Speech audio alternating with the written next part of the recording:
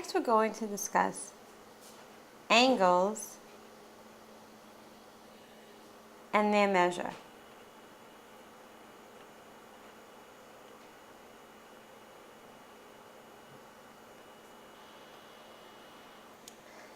In addition to measuring lengths, it's important to be able to measure regions, such as plots of land or plots on your computer or your iPod or the angles of your slice of pizza.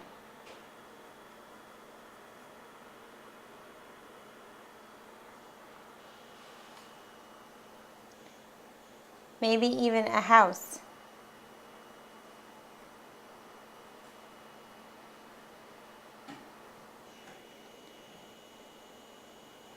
Most of these regions are often bound by shapes composed of line segments, as you can see here. This would be a line segment, line segment, line segment, etc. All of these are line segments. The sides of these shapes meet to form corners of various sizes. Two line segments or rays meet at a common endpoint to form an angle. By definition, an angle is a figure formed by two rays called sides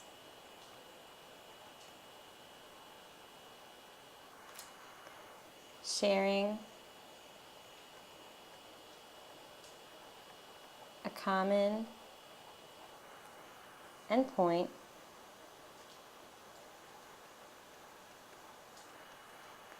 called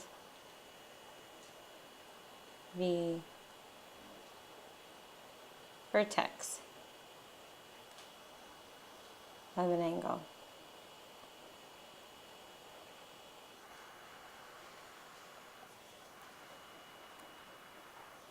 So here we have this figure.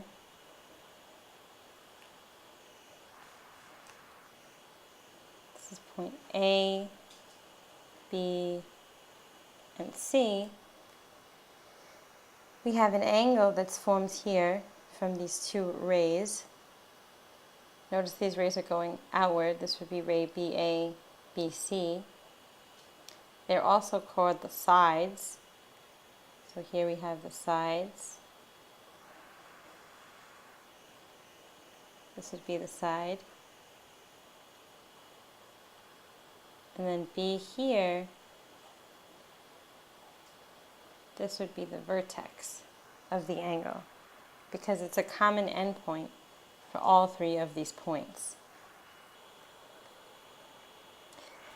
Angles are usually named using the angle symbol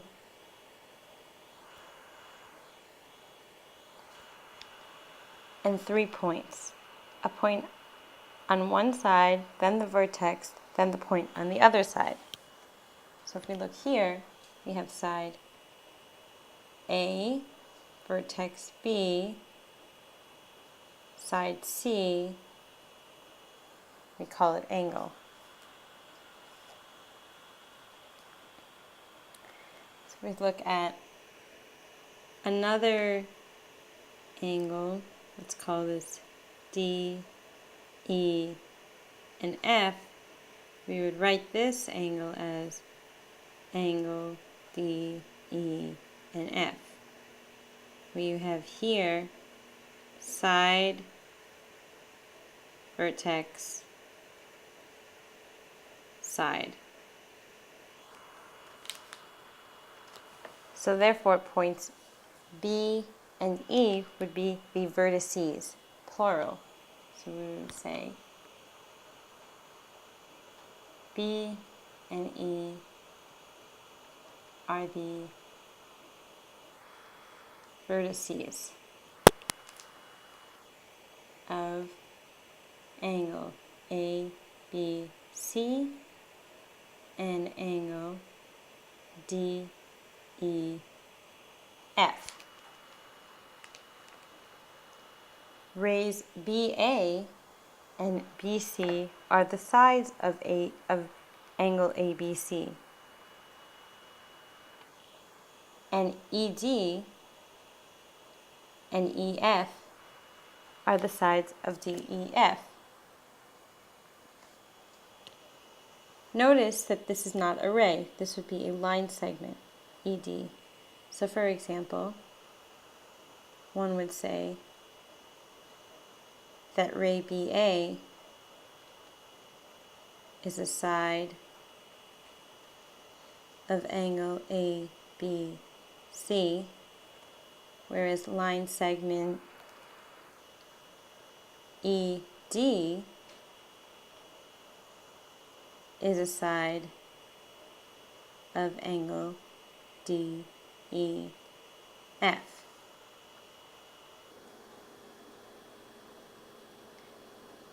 Angles can be measured in degrees or in radians. We're going to be focusing on degrees. If we have the line A, B, C, here are points, we'll call this a ray. The ray AB and AC would coincide. Here's AB and here's AC. There is no angle difference between them, and therefore their measure angle would be 0. However, if we were able to rotate this ray, let's start rotating it up here, for example, maybe up to the middle. This would now be a 90-degree angle. If we continued here to the other side, starting from here, we would have 180-degree angle. Continue to rotate.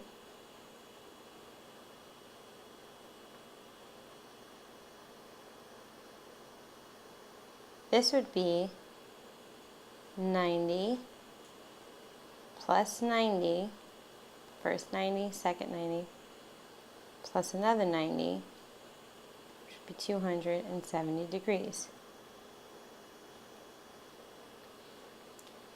And if we continue to rotate,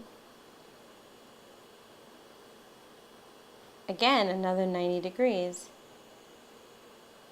we would end up at 360 degrees.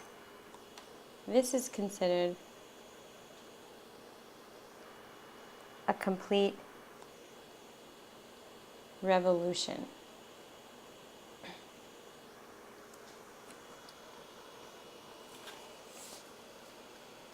A revolution can be defined as a 360-degree angle,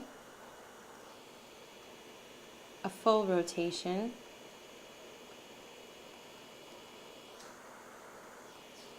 or a complete turn.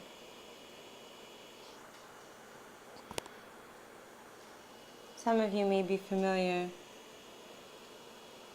with the acronym RPM, which is revolution per minute.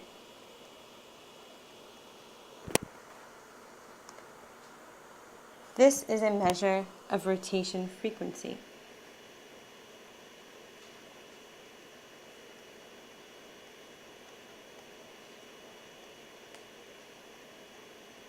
So for example, your DVD player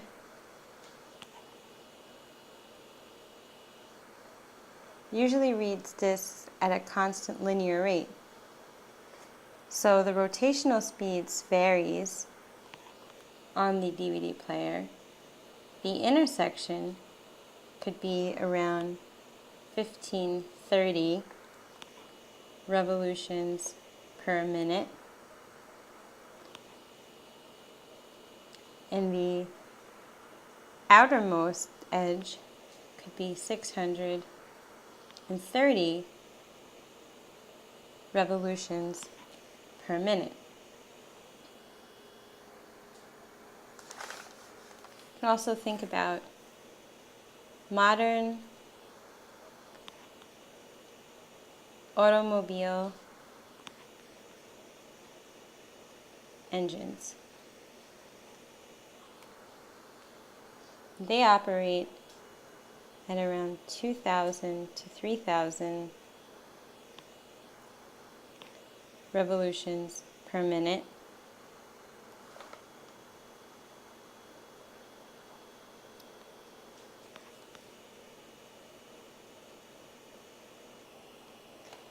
While cruising,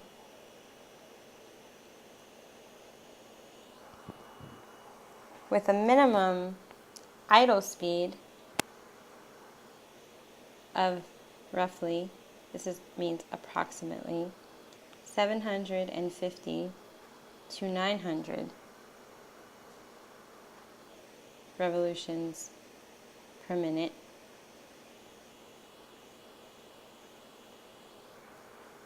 An upper limit of approximately 4,500 to 10,000 revolutions per minute. This would be for a road car.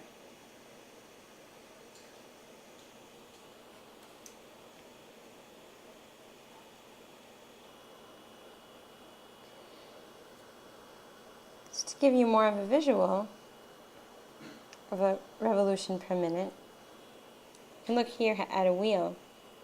This is suggesting that in 1 minute we can count this wheel revolving 30 times.